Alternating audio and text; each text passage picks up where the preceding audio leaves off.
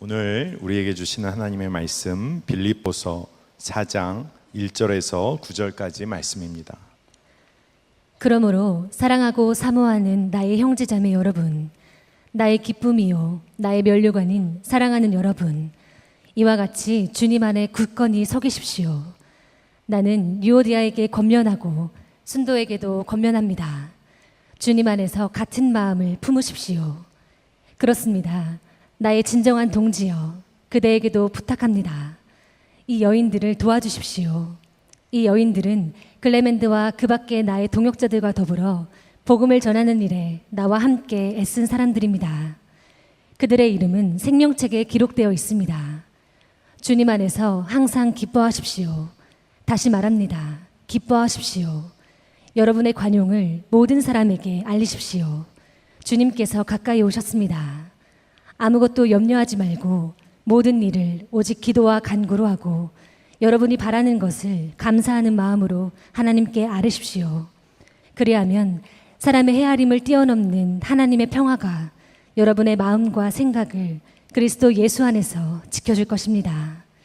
마지막으로 형제 자매 여러분, 무엇이든지 참된 것과 무엇이든지 경건한 것과 무엇이든지 옳은 것과 무엇이든 순결한 것과 무엇이든 사랑스러운 것과 무엇이든지 명예로운 것과 또 덕이 되고 칭찬할 만한 것이면 이 모든 것을 생각하십시오.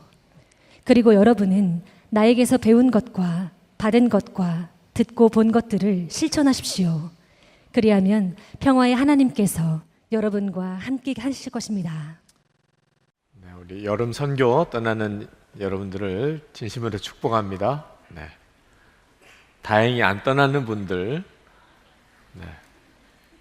어쩌면 그렇게 잘 피하셨습니까?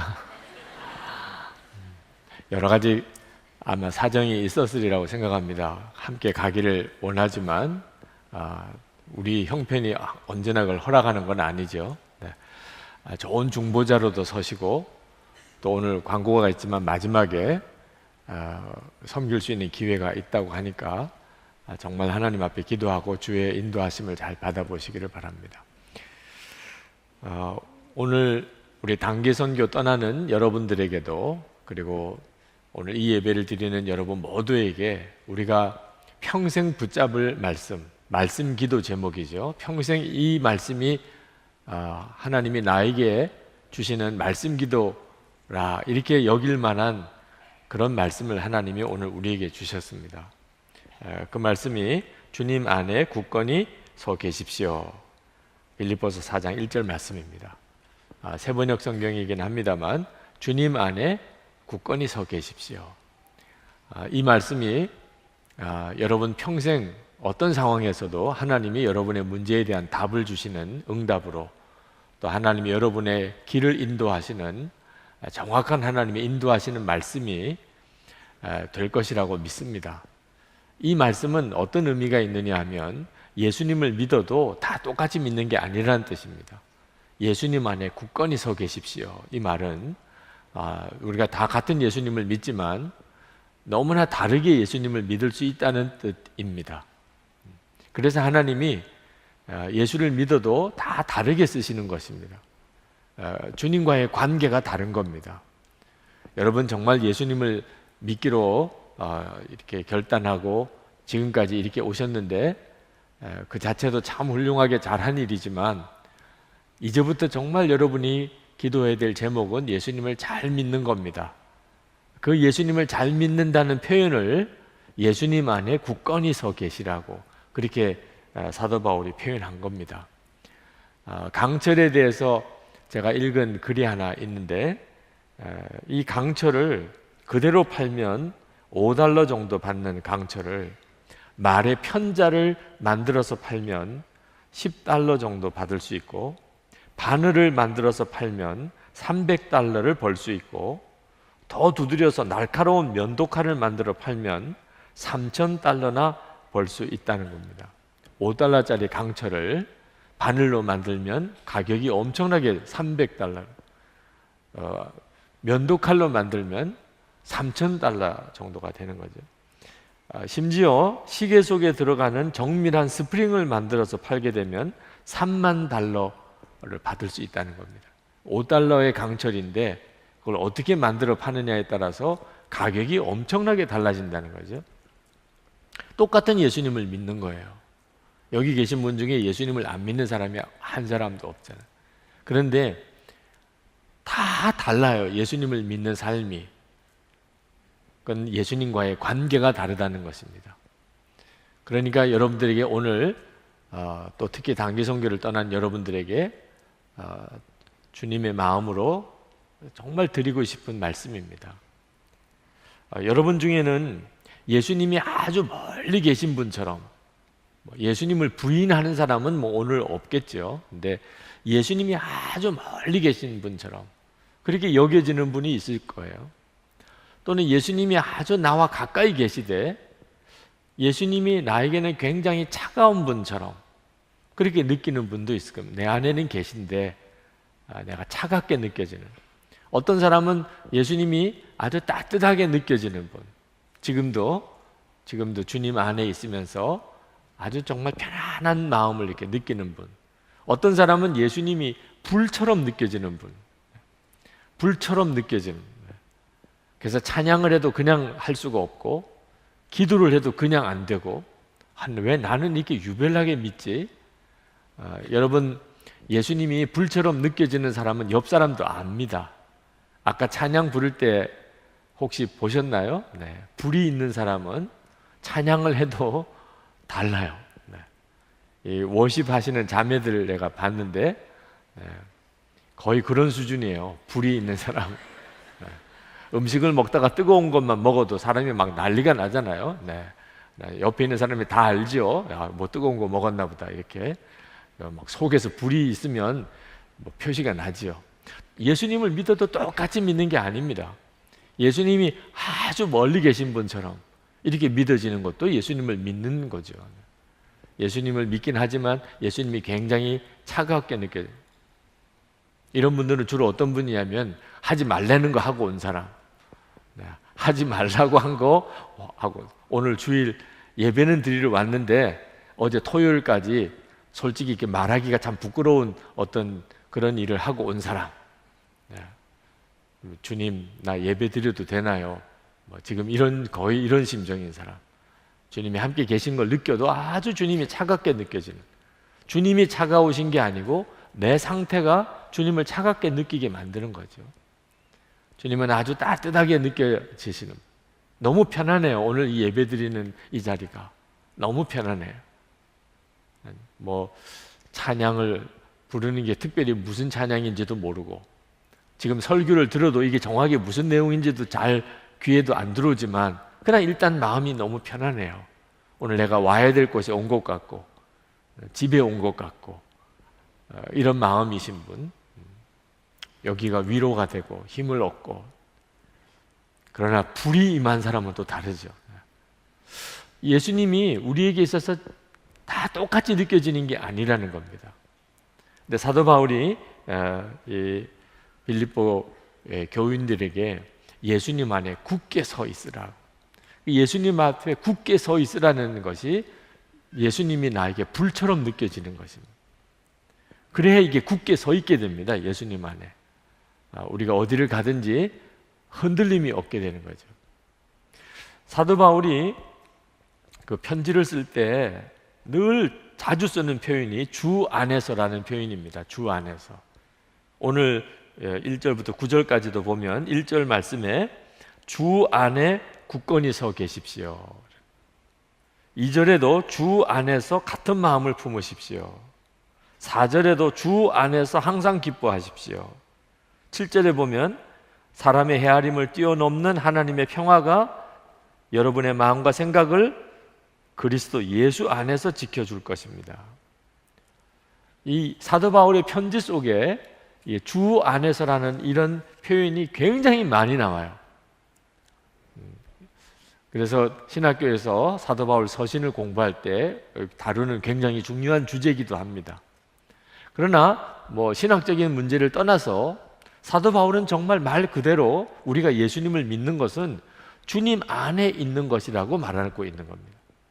이 말은 무슨 뜻이냐면 공자를 믿거나 또는 부처를 믿거나 마호메트를 믿는 것과 다르다는 거예요. 우리가 예수님을 믿는 것은 다른 종교와 다르다는 겁니다. 모든 종교들마다 창시자가 있습니다. 그런데 우리가 예수님을 믿는 것은 우리가 예수님 안에 있고 예수님이 내 안에 계시는 이런 관계로 믿게 되는 거예요. 이것이 주 안에 굳게 서 있는 거예요. 그냥 교회를 다녀도 예수를 믿는 거긴 하지만 그냥 교회만 다니는 식으로 예수를 믿는 사람을 주 안에 굳게 서 있다고 말하지는 않습니다. 주 안에 있는 사람입니다. 우리가 세종대왕도 알고 또 뭐 나폴레옹도 알지요. 다 역사적인 참 위대한 인물들이죠. 그런데 우리는 그 사람을 인격적인 관계 속에서 만나지 않습니다. 그냥 그 사람에 대해서 역사적인 지식으로 알고 있을 뿐이에요. 예수님은 절대로 그런 분이 아니라는 겁니다. 예수님, 그분도 살아 계셨겠지. 2000년 전에 그 나사렛에서 태어나시고, 그리고 정말 베들레헴에서 태어나시고 나사렛에서 자라시고, 뭐 그분에 대해서 알 수 있는 것은 성경에 다 나와 있어요. 그러나 우리는 예수님을 그렇게만 믿는 것으로 끝이 아니라는 겁니다. 사도 바울은 주 안에서 지금 예수님이 지금 여기 계세요. 내 안에 계시고 나도 주님 안에 있는 이런 관계로 믿는 것이 이거 진짜 예수를 믿는 거라는 겁니다. 여러분, 우리가 예수님을 정말 이렇게 믿게 되면 그러면 정말 사랑하게 되고 기뻐하게 되고 항상 기뻐하게 되고 모든 일에 감사하게 되고 염려하지 않으며 하나님의 평강이 마음에 넘치고 이런 말씀들이 그대로 다 경험됩니다. 성경에 나오는 이 놀라운 말씀들이 경험되는 열쇠가 바로 예수님과의 관계가 어떠냐에 따라 다른 거예요.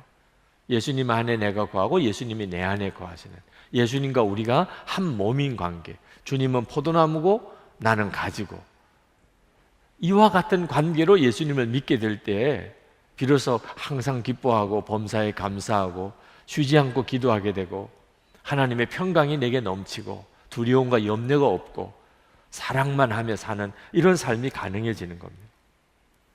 만약에 우리가 서로 분열하고 싸운다면 교회에서도 그런 일이 늘 벌어집니다. 이제 단기선교 가는 팀들에게 제가 예언을 할까요? 네. 싸울 거예요. 네. 이 사람은 이리 가자, 저 사람 저리 하자, 저 사람은 이렇게 하자, 저는 저렇게 하자. 왜 나만 이렇게 힘드냐? 하든 별의별 문제 가지고 이제 다툼이 생기고 갈등이 생깁니다. 단기선교를 가는 것만도 대단한 믿음 아니에요? 그런데 실제로 단기선교를 가서 이런저런 갈등이 생겨요. 하나님 앞에서 거룩한 결단을 한 사람들끼리도 분열하고 다투는 일이 생깁니다. 유오디아와 순두계 이야기를 하고 있어요. 여기에 보면 이 유오디아와 순두계는 사도 바울이 전도할 때 너무나 큰 힘이 된 분들입니다. 그리고 사도 바울이 분명히 말했어요. 이 사람들의 이름은 생명책이 기록된 사람들. 하나님께서 너무나 사랑하시고 그분들의 헌신들이 너무나 귀했어요. 그분들은 정말 거듭난 사람이고 정말 귀한 종들입니다. 그런데 서로 마음이 안 맞았어요. 그 말은 서로 싸웠다는 거죠. 빌립보 교회의 큰 고민거리 중에 하나였습니다. 빌립보 교회 아주 영향력 있는 그런 평신도 리더들이었거든요. 그런데 싸웠어요. 이게 가능할까요?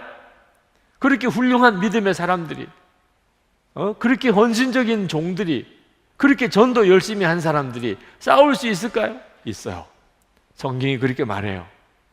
천국에 갈 사람도 싸울 수 있을까요? 싸울 수 있다고 말해주고 있어요. 왜 그렇죠? 우리는 여전히 육신을 가지고 있기 때문입니다. 우리 안에 하나님의 성령이 오셨고 그래서 우리는 새 생명을 얻었지만 그렇다고 해서 육신이 없어진 건 아닙니다. 우리 육신은 여전히 욕심이 일어나고 우리 육신 속에는 여전히 혈기가 있고 우리 육신 속에는 정욕이 역사하고 우리 육신은 이기적이에요. 이런 육신이 여전히 역사해요. 아주 믿음이 좋은 사람도. 그러므로 여러분들이 정말 조심해야 될 것은 그가 목사님이고 전도사님이고 선교사님이고 그가 교회에서 아주 훌륭한 어떤 리더고 그렇기 때문에 그 사람은 죄를 안 지을 거야. 그건 완전한 착각이에요. 영적으로 아주 훌륭하고 그리고 설교자고 그리고 아주 영향력 있는 그런 리더라도 여전히 그에게는 육신이 역사해요. 그러니까 서로 굉장히 지킬 것은 지킬 수 있어야 돼요. 특히 우리 형제와 자매들 사이에 넌 대단히 중요해요. 교회 안에 보면 아직까지 이 분별이 안 되기 때문에 그냥 목사님, 전도사님 또는 선교사님 또는 어떤 리더라고 해서 분별 없이 조심하지 않는 바람에 큰 죄를 짓는 경우가 왕왕 일어납니다. 여러분은 항상 자기 자신에 대해서도 정직해야 되고 다른 사람에 대해서도 알아야 돼요. 죄 지을 수 있는 가능성을 여전히 가지고 있습니다. 육신적인 정욕 똑같아요. 음란한 마음도 같아요. 시기 질투 똑같아요. 재정 문제로 인한 시험 누구나 다 당할 수 있어요. 유오디아와 순두개가 서로 마음이 맞지 않아서 다투었던 것에 대해서 사도 바울이 안타깝게 권면하고 있는 것은 아무리 믿음이 좋은 사람도 이런 문제에 빠질 수 있다는 겁니다. 그럴 때 우리는 이런 생각할 수 있어요. 그건 어쩔 수가 없는 거야. 믿음 좋은 사람도 죄 지을 수 있는 거잖아. 이제 그런 문제에 대해서는 우리가 더 이상 왈가왈부하지 맙시다. 그런 말은 아니에요. 죄 지을 수 있어요. 그 점은 서로가 명심해야 돼요. 서로 지킬 것은 끝까지 잘 지켜줘야 돼요. 우리 젊은이 교회 여러분들에게 꼭 부탁합니다. 우리 형제와 자매 둘만 어디 몰래 있으면 안 돼요. 정말 둘밖에 없을 수밖에 없는 사정이 있으면 나한테 전화해요. 내가 조금 바쁘긴 한 사람이지만 하여튼 같이 옆에 있어줄 용의도 있어요. 시험 들 수 있는 상황을 만들면 안 됩니다. 서로가 정말 조심하고 지킬 걸 잘 지켜야 돼요. 한번 실족하고 나면 그때는 상상할 수 없었던 문제에 휘말리게 됩니다. 마귀가 그걸 노립니다. 그리고 그런 죄에 빠졌을 때 그걸 어쩔 수가 없는 일이야. 아무리 믿음에 좋은 사람도 싸울 수 있는 거잖아. 육신이 있는 걸 어떻게 해? 우리 정직하게 하자. 나 욕심이 있다. 나 음란한 마음도 있다. 여러분, 이건 정말 잘못 해석하고 있는 겁니다. 사도 바울이 싸워도 된다는 식으로 말씀하고 있는 게 아닙니다. 사도 바울은 우리에게 우리가 여전히 육신을 가지고 있지만 더 중요한 게 있다는 것, 더 중요한 게 그것은 우리 안에 예수 그리스도가 와 계시다는 것. 우리는 육신을 가지고 있지만 예수 안 믿는 사람과 우리가 뭐가 다른 거죠? 하나님이 우리 안에 들어오셨다는 것. 하나님이 우리 안에 오셨어요. 우리를 지켜주려고, 우리가 더 이상 육신에 끌려 사는 자가 되지 않게 하려고. 이 점이 너무나 중요한 거예요. 그래서 사도 바울이 유오디아와 순두개에게 권합니다. 주 안에서 한 마음을 가지라. 주 안에서. 왜? 유오디아 안에도 주님이 계시고 순두개 안에도 주님이 계십니다. 그 점을 놓치지 말라는 거예요. 육신적으로 보니까 서로 마음이 안 맞고 육신적으로 서로 보니까 의견이 안 맞고 육신적인 면으로는 서로 시기 질투하고, 그러나 주님 안에 있으면 문제가 확 달라진다는 겁니다. 그러니까 유오디아와 순두개가 왜 싸웠죠? 주님 안에 있는 것을 놓쳤기 때문이에요. 주님 안에 있는 것을 놓치면 누구나 다 정말 어처구니 없는 죄를 짓습니다. 그렇게 믿음이 좋았던 사람, 그렇게 참 훌륭한 말씀을 전하던 사람, 그런 사람이 어처구니 없이 죄를 지어요. 다 가짜구나. 가짜 아니에요. 그 순간에 그가 주님 안에 거하지 않으면 그러면 그 육신의 모습으로 드러내는 겁니다. 성도들 사이에 이 갈등, 시기, 질투, 다툼 얼마든지 있을 수 있어요. 여러분 단기선교 팀 안에도 있을 수 있어요. 있을 거예요. 아마 여러분들이 다 사람인 까닭에 여전히 아마 단기선교 팀을 이제 꾸려서 떠나고 사역하고 돌아오는 모든 과정에 나중에 평가할 때도 속상한 일이 생기고 마음에 시험 드는 일도 있고 어떻게 이런 일이 있을 수 있나? 나 다시는 나는 선한 목자교회 나가고 싶지 않아. 나 이제 홍보 요원 될래. 단기선교 가지 말라고. 단기선교 가서 나 너무 상처받았어. 이런 일이 벌어질 수 있어요. 그럴 때 여러분들이 명심해야 돼요. 그런 일이 왜 일어났는지 주님 안에 있지 않았기 때문에 그런 것뿐입니다. 그러면 육신적으로 우리가 얼마나 육신적인 사람인가만 알게 되는 거죠. 문제를 해결할 수 있는 방법은 주 안에서 같은 마음을 품는 거예요. 분열하는 일 절대로 그냥 용납하면 안 됩니다. 그럴 수 있다는 것은 서로 인정해야 돼요. 그렇지만 용납하면 안 돼요. 싸울 수도 있지. 그렇지만 주님 안에 있으면 기적극적으로 서로 하나가 되는 역사가 반드시 일어납니다. 서로 다툰 것 때문에 더 은혜를 받게 돼요. 이런 일이 반드시 예수님 안에 일어나요. 이것이 바로 주 안에 굳게 서는 것입니다. 그래서 단기선교를 가서 아무런 어려움도 없고 갈등도 없이 우리가 해야 될 일을 잘하고 오는 데서 은혜를 받는 게 아니고 그냥 갔다 와 보면 알아요. 우리가 얼마나 엉터리 같은 사람들. 이제 다 드러납니다. 이제 같이 가서 며칠 같이 지내보면 숨길 수가 없어요. 여기서는 우아하게 서로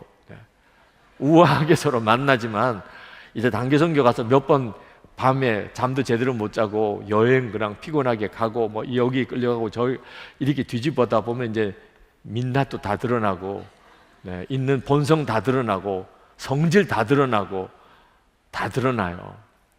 그때 우리가 이처럼 엉터리 같은 자들인데 어떻게 우리를 통해서 하나님이 그런 일을 하셨나?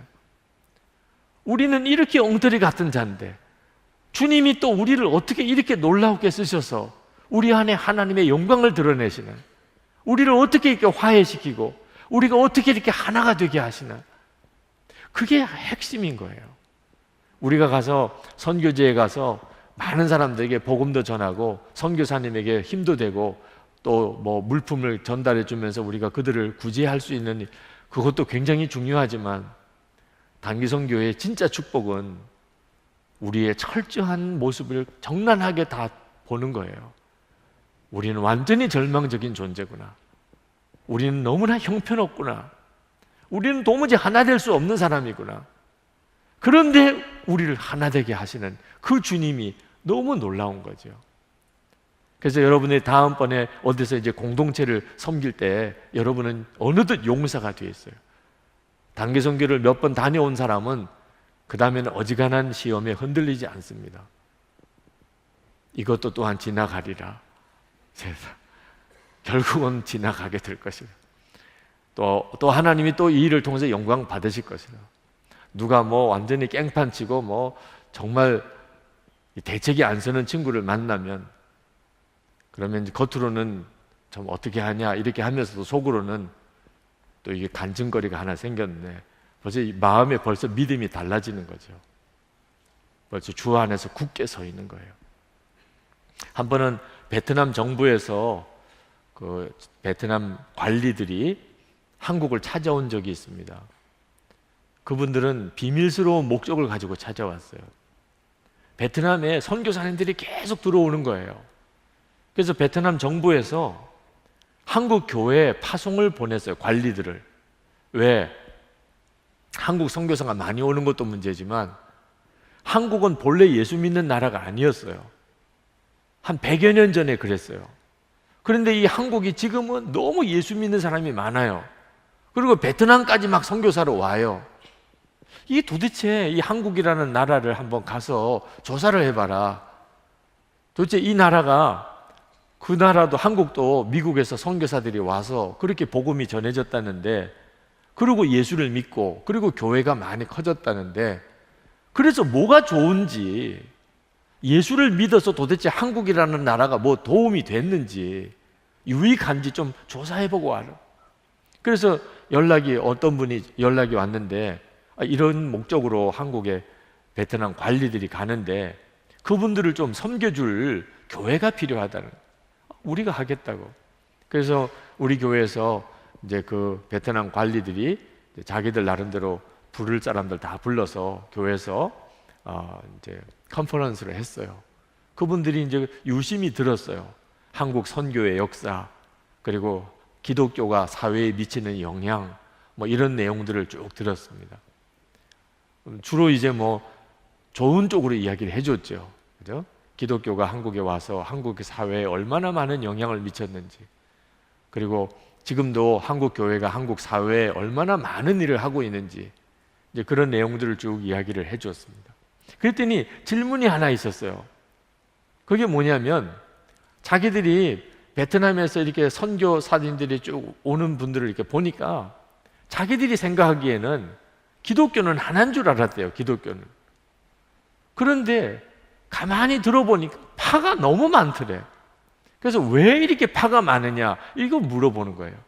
기독교에 왜 이렇게 파가 많? 이 선교사는 소속이 또 어디고, 저 선교사는 소속이 어디고. 그래서 베트남에서 선교사들에게 이제 어느 한 단체로서의 인가를 내주려고 했더니 자기는 또 뭐 이런 파라고 그러고, 자기는 또 이런 파라고 그러고, 그래서 이 인가를 여러 개를 해달라는 거죠. 너무 부끄럽더라고, 그 이야기를 듣는데. 물론 이제 교파에 대한 간단한 역사를 설명을 해줬습니다. 근데 그분들의 눈이 말이에요, 이게 설명을 하면 알아듣는 눈이 있고 벌써 지루해하는 눈이 있잖아요. 네. 정말 궁금했던 것이 깨달아져서 뭐 그러냐, 몰랐다, 이런 표정이 아니고 그냥 정말 눈만 껌뻑껌뻑거리는 거예요. 하나도 말이 안 들어와요. 왜 기독교의 파가 그렇게 많은지, 감리교회는 뭐고, 장로교는 뭐고, 순복음은 뭐고, 성결교회는 뭐고, 그분들은 도무지 이해가 안 되는 거예요. 기독교만 한 기독교지. 참 너무너무 안타깝다.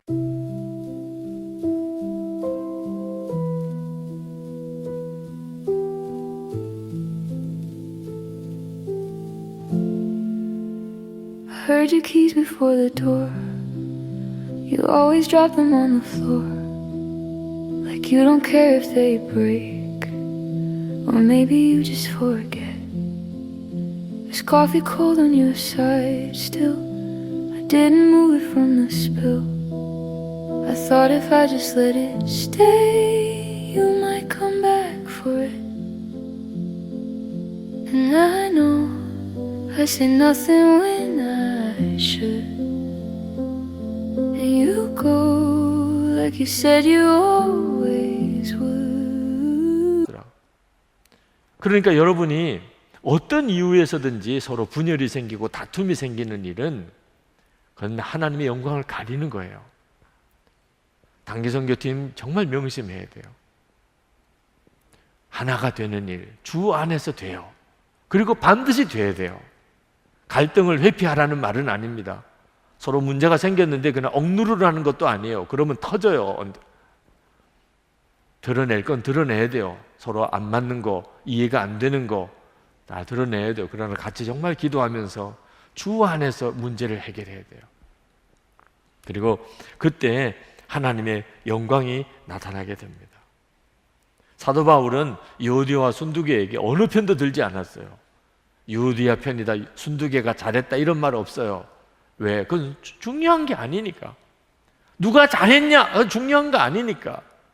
틀림없이 누가 더 잘했고 누가 덜 잘했던 일이 있겠지요. 유오디아와 순두계가 무슨 문제로 서로 갈등을 느꼈을 때 아마 우리가 어떤 문제인지 알았다면 우리 나름대로도 뭐 재판할 수 있을 거예요. 유오디아가 잘했네, 순두계가 잘했네, 뭐 이럴 수 있을 거예요.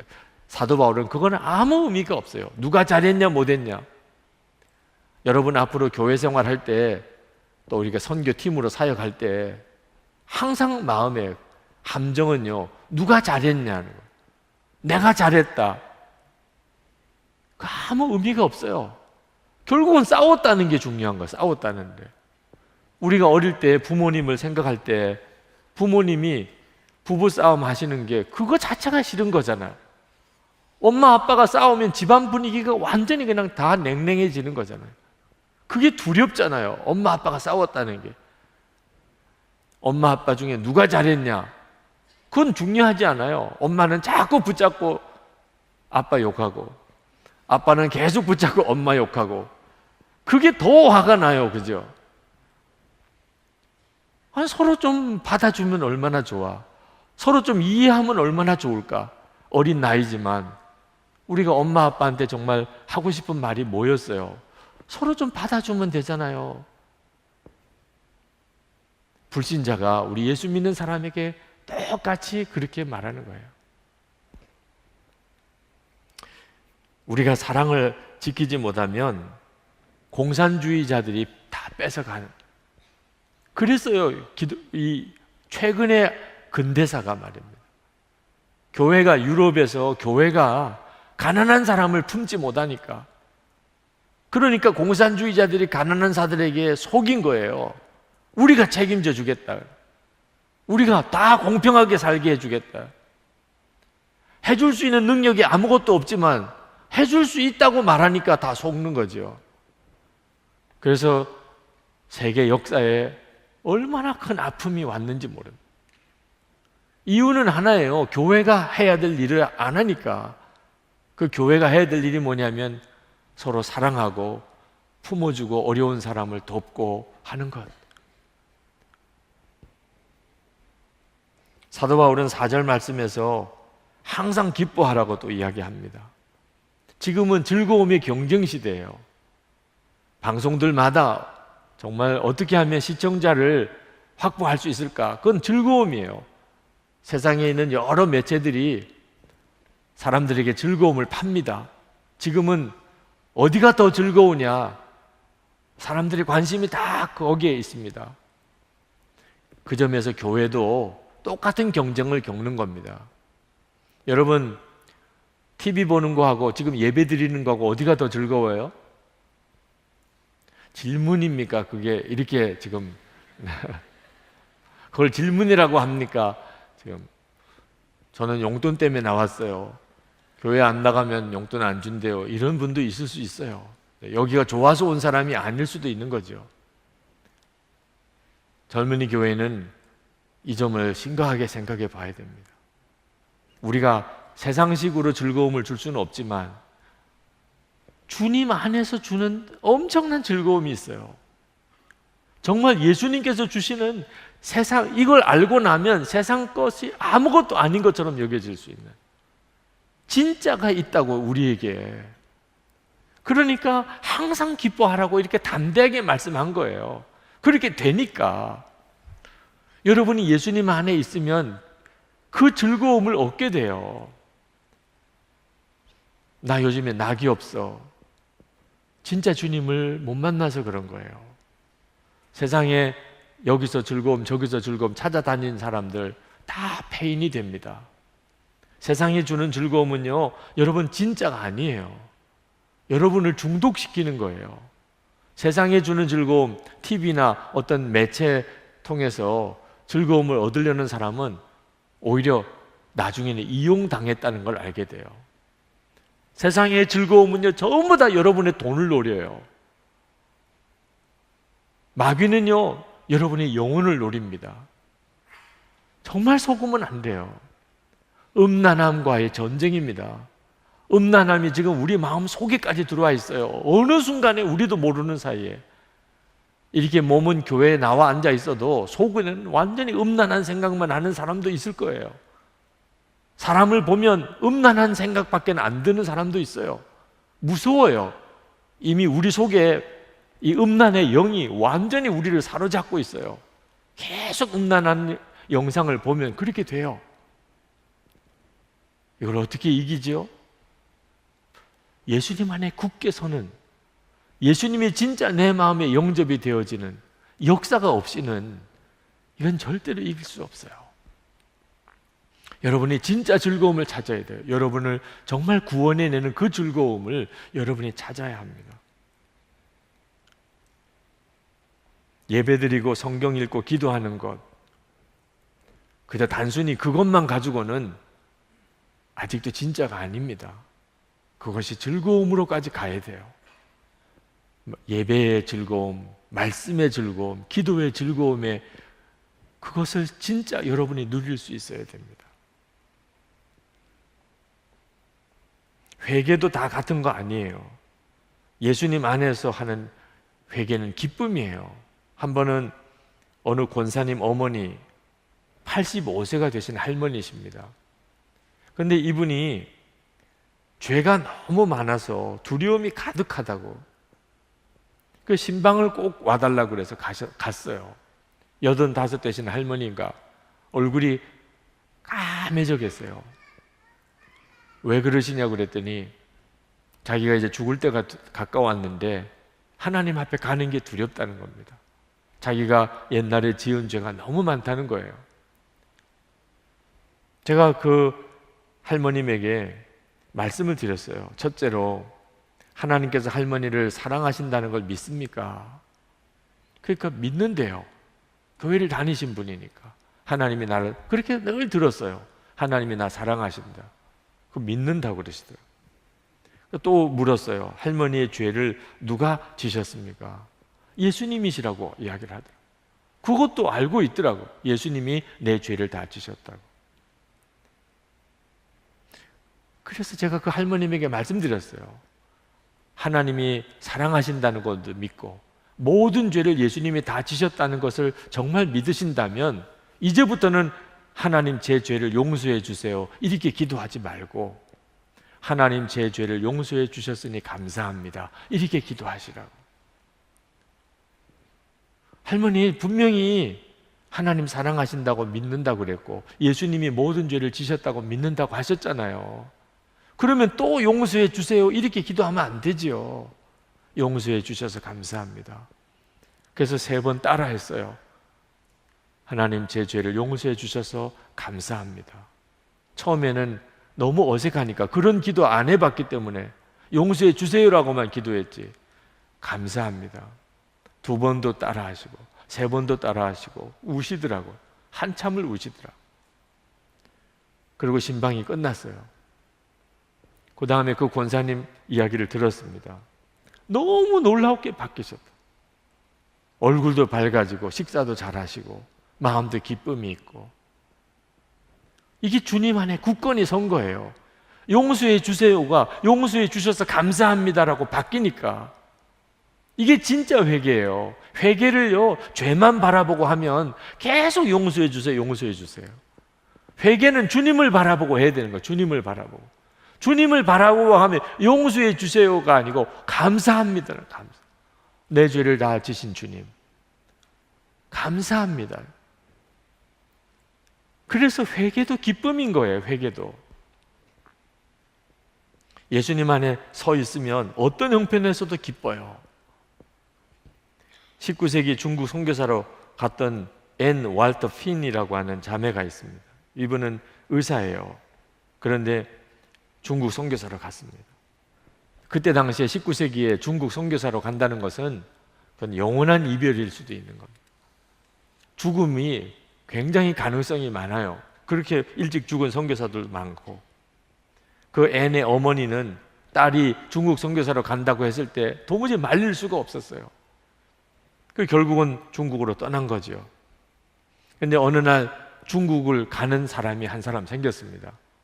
이 앤의 어머니가 그 사람에게 210달러를 금전을 그분에게 주면서 딸을 꼭 만나달라고 중국에 간다니까 우리 딸을 좀 꼭 만나달라.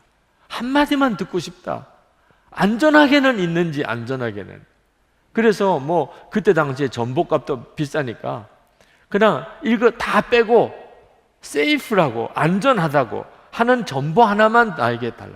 가서 우리 딸이 잘 지내는 거 보면 그러면 정보 하나 보쳐달라. 세이프라고 잘 지낸다 안전하다 그 소식 정말 궁금하다고. 그리고 한참을 기다렸습니다. 그리고 정보가 왔어요. 그 너무나 궁금해서 잘 지내는지 그 어머니가 그 정보를 펼쳐서 보니까 거기에 딜라이티드라고 즐겁다 그렇게 쓰여져 있더라. 그때 당시에 그 영국의 의사인 자매가 중국에 가서 거기서 무슨 즐거운 일이 있겠어요. 주님 안에 있는 자가 누리는 비밀이에요.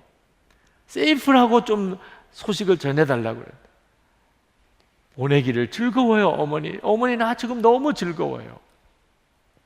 이것이 주님 안에 굳건히 서 있는 거예요. 사도 바울은 8절에 마지막으로 부탁한다고 했습니다. 마지막으로 형제 자매 여러분. 사도 바울은 이게 마지막 편지일 거라고 생각해요. 요즘에는 뭐 휴대폰으로 늘 문자도 주고받지만 그때 당시는 이제 이런 편지 하나로 앞으로 이제 천국에 가서나 만날 수도 있는 거지요. 그래서 이제 마지막 당부를 합니다. 무엇이든지 참된 것, 무엇이든지 경건한 것, 무엇이든지 옳은 것, 무엇이든지 순결한 것, 무엇이든지 사랑스러운 것, 무엇이든지 명예로운 것, 또 덕이 되고 칭찬할 만한 것이면 이 모든 것을 생각하십시오. 좀 내용이 복잡해요. 하나하나 설명하기에는 좀 진부할 수 있는 내용이죠. 근데 사도 바울이 이렇게 말씀한 이 모든 것은 하나로 딱 귀결돼요. 그것은 예수님 안에 있으라는 거예요.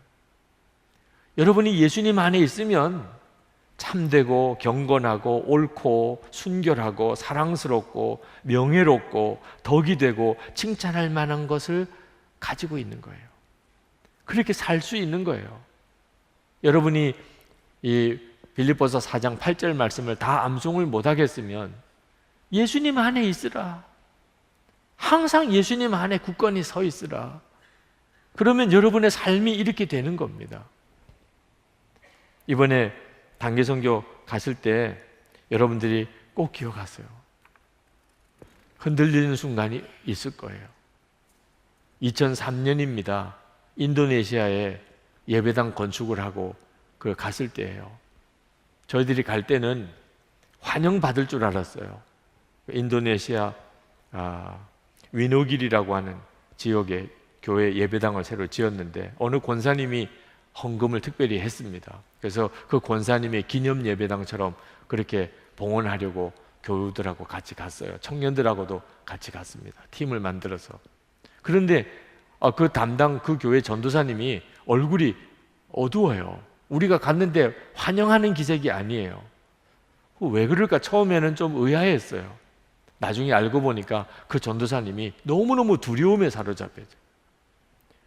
그 동네 마을 사람들이 한국에서 이렇게 많은 교인들이 와서 이 예배당을 한국에서 헌금을 보내가지고 지었다는 것을 다 알게 되면 어떤 어려움이 생길까? 이게 두려운 거예요. 그동안에 이 이슬람 극단 단체들이 예배당 건축을 회방하려고 여러 번 와서 회방을 놓았는데 마을 사람들이 지켜줬어요. 이 예배당을 다 무슬림들인데 이건 회방하지 마라. 그 마을 사람들이 왜 그랬냐면 마을 사람들이 너무 신기한 거예요. 교인이 10명인데 그 마을에 예수 믿는 사람이 다 가난한 사람. 그런데 갑자기 큰 예배당을 짓는 거예요. 그러니까 동네 사람들이 너무 궁금해서 그 전도사님한테 와서 물어요. 이거 어떻게 짓냐? 한국에서 헌금이 와서 짓는다 그러면 그냥 다 뒤집어지니까 하나님이 다 공급해서 짓는다. 마을 사람들이 깜짝 놀란 거예요. 그 하나님이 진짜 계시냐? 실제로 뭐 자재가 들어오고 하는 거 보니까 이거 뭐 진짜 같은데 이거 다 하나님이 보내준 거냐? 그렇다네. 그래서 마을 사람들이 그 다음부터는 이제 매일 나와서 지켜보는 거예요. 공사 진도가. 그리고 진도가 엄청 빨라요. 너 하나님이 진짜 정말 놀라운 하나님이구나. 그러니까 이제 이 회방하는 사람들이, 이 마을 사람들이 이거 지켜주는 거예요. 지금 우리가 너무 궁금한데 이거 진짜 다 지어질지가 너무 궁금한데 이거 회방하지 말라고. 그래서 결국은 봉헌이 된 거거든요. 그런데 한국에서 헌금이 와서 지었다 알고 나면 마을 사람들이 얼마나 화를 낼 것인가. 너가 우리를 속였다 이러지 않겠나. 그러니 이 전도사님이 한국에서 온다는데 오지 말라고도 못하고 막상 오기는 왔는데 이게 수습이 안 되겠고 이 봉헌 예배 드리는 날 마을 사람들이 다 올 태세예요. 그동안에 하도 궁금했었으니까 다 지었대는데 잔치한다는데 마을 사람들 다 올 태세예요. 자, 그러면 이 뭐 봉헌식이나 이런 걸 할 때 이거 어떻게 하나? 전도사님이 너무너무 두려워하고 있는 겁니다. 우리가 가서 이제 사정을 알고 나니까 진짜 난감해요. 이거 정말 어떻게 해야 될까?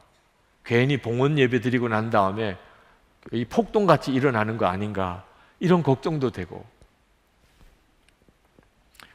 그 청년들이 같이 간 청년들이 이제 예배 때 워십도 하고 이제 그런 준비를 해가지고 갔는데, 그 모여서 전도사님하고 그때 같이 간 전도사님이 그 유명한 차기룡 목사님이에요.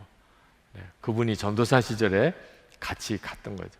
네, 청년들하고 같이 모여서 이제 우리 워십 준비하자. 청년들이 무서워서 못 하겠다는 거예요. 제가 바깥에서 이렇게 창문 바깥에서 들려오는 소리를 들으니까 무서워요, 못 하겠어요, 이런 이야기를 하는 청년들이 많아요.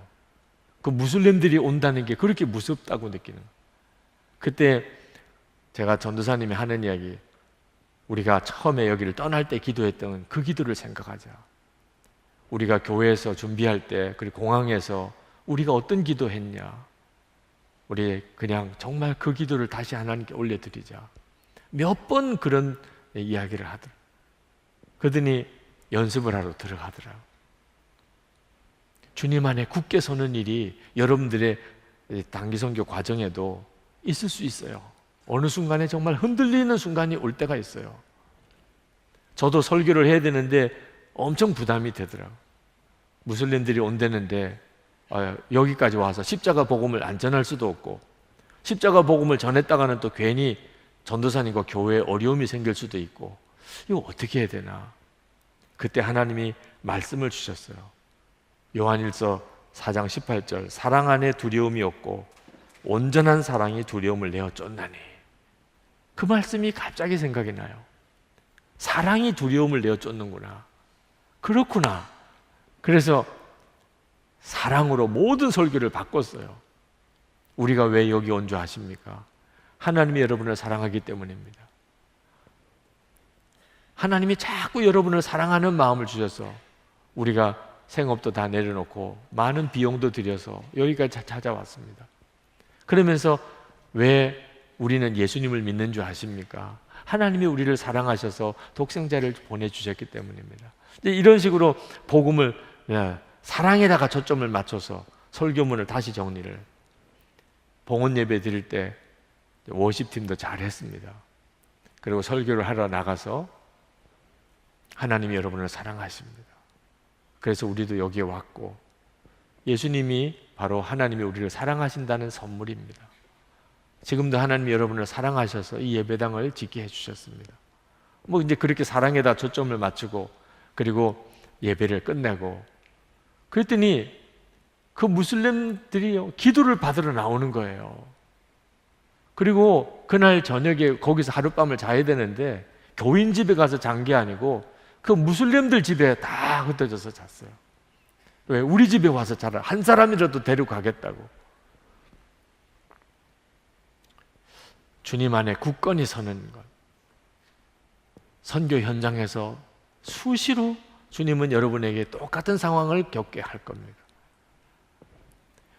여러분들 뿐만 아니고 단기 선교와 상관이 없이 우리의 삶의 현장이 똑같아요. 여러분의 삶은 크고 작은 문제들로 계속 될 겁니다.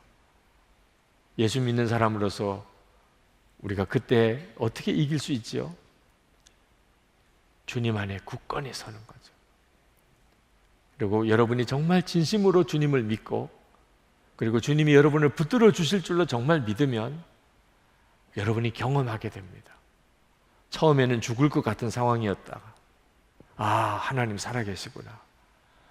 여러분이 이런 일을 몇 번 겪고 나면 그때 여러분이 믿음의 용사가 되어 있음을 알게 됩니다. 그 다음엔 하나님이 하실 게 믿어져요. 우리가 하나님이 기뻐하는 길로만 가면 하나님이 하실 것이다. 눈앞에 어려운 일이 눈앞에 닥쳐왔지만 하나님이 믿어져요. 역사하실 것이 믿어져요. 그렇게 하나님과의 관계가 변하는 것입니다. 이번에 단기 선교 동안에 여러분의 믿음이 정말 예수님 안에 굳건히 서는 계기가 되기를 바라고, 여러분의 모든 삶이, 앞으로의 여러분의 삶이 주님과의 관계가 이렇게 견고해져서 여러분의 삶을 통해 하나님의 역사가 일어나기를 축복합니다. 기도합시다. 우리 단기 선교를 떠나는 사람들, 또 위에서 기도해 주는 사람들 다 공히 이 시간에 우리가 붙잡을 기도의 제목은 주님 안에서 굳건히 서 계십시오. 주님, 우리가 주님 안에 견고히 서게 해 주소서. 주님, 어떤 것도 흔들 수 없는 그 분명한 믿음으로 우리를 세워 주소서. 우리가 문제를 두려워하지 않게 하소서. 여러분들도 똑같습니다. 주님, 제가 주님 안에 견고히 서기 원합니다.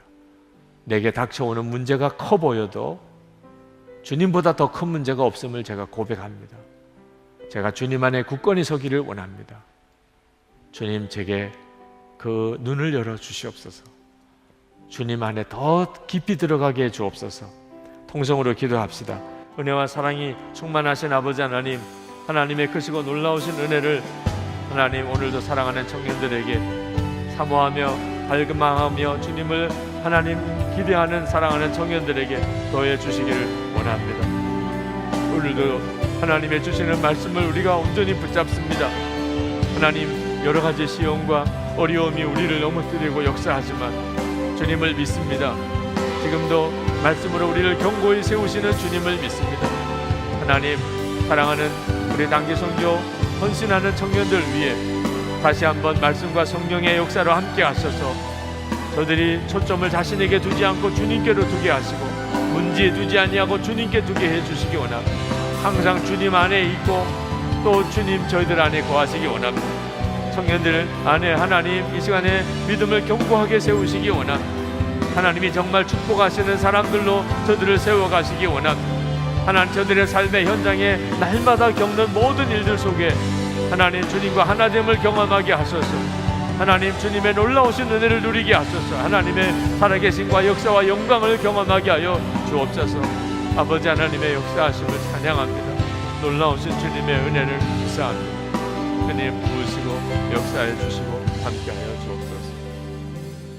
아버지 하나님, 이 시간에는 먼저 단기선교를 위해 헌신한 이들을 위해 복을 빌기를 원합니다.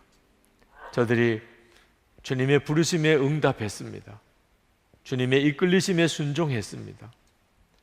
하나님, 여전히 부족한 것이 많지만 저들이 초점을 주님께 두고 하나님, 베드로가 물 위를 걷는 것과 같은 걸음을 내디디기 시작했습니다.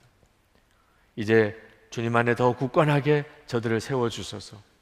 언제나 초점을 자신에게 두지 않고 주 예수님에게 두게 하시고 언제나 문제에 두지 않고 주 예수님에게 항상 시선을 두게 하시고 그래서 이번 단기 선교를 통해서 주님을 깊이 경험하게 하소서. 이제는 언제 어떤 상황이 올지라도 예수님 한 분이면 충분합니다 고백할 수 있는 그런 믿음의 용사들이 되게 해 주옵소서. 오늘 이 시간에 이 예배를 드린 모든 청년들 또 모든 성도들에게 하나님이 동일한 은혜를 주시기 원합니다. 우리에게 여러 가지 삶의 문제들과 시험이 오지만 우리가 주님 안에 있게 하시고 그것도 굳건하게 서게 해 주옵소서. 하나님, 문제들마다 다 우리를 믿음으로 세우는 하나님의 놀라운 허락하심인 줄 믿습니다. 두려워하지 말고 염려하지 않고 문제 앞에서 언제나 주님을 주목하게 하소서. 주님 안에만 있게 하소서. 주님, 사랑하는 청년들을 믿음의 용사로 세우시기 원합니다. 저들의 삶의 현장에서 살아계신 주님과 동행하는 그런 믿음의 사람들 다 되게 해주시기 원합니다. 그래서 한국 사회를 새롭게 하고 이 민족을 하나 되게 만들고 한국 교회를 부흥시키는 하나님의 종들이 다 되게 해 주옵소서. 오늘도 이 예배를 드리고 하나님 앞에 정성을 다해서 헌금하고 봉헌하는 저들을 하나님께서 복을 주소서. 믿음으로 살고 싶고 하나님 앞에 사랑을 고백하는 믿음을 하나님께서 복을 주소서. 저들이 나가서 하나님의 증인으로 살도록 주님 역사하소서. 재정에 있어서 믿음의 훈련을 잘 받게 하시고 앞으로 하나님을 영화롭게 하는 일을 위해 크게 쓰임을 받게 해 주옵소서. 하나님, 청년들의 지금의 어려운 처지를 위해서 기도합니다. 어려울 때 하나님의 믿음을 증거하게 해주소서. 살아계신 하나님을 만나게 하소서. 완전한 답을 하나님 얻게 해주소서. 가정 문제, 진로의 문제, 또 결혼에 대한 문제들, 저들 앞에 산과 같이 있는 여러 문제들이 있지만 하나님, 문제 두려워하지 말고 오직 주님만 의지하게 하소서. 찬양합니다. 이 민족의 통일을, 세계 열방에 나가 있는 선교사님들을 오늘도 주님의 손에 부탁합니다. 이 젊은이 교회가 하나님의 놀라운 부흥 가운데 있게 해 주시기 원합니다. 예수 그리스도 이름으로 간절히 기도합나이다. 아멘.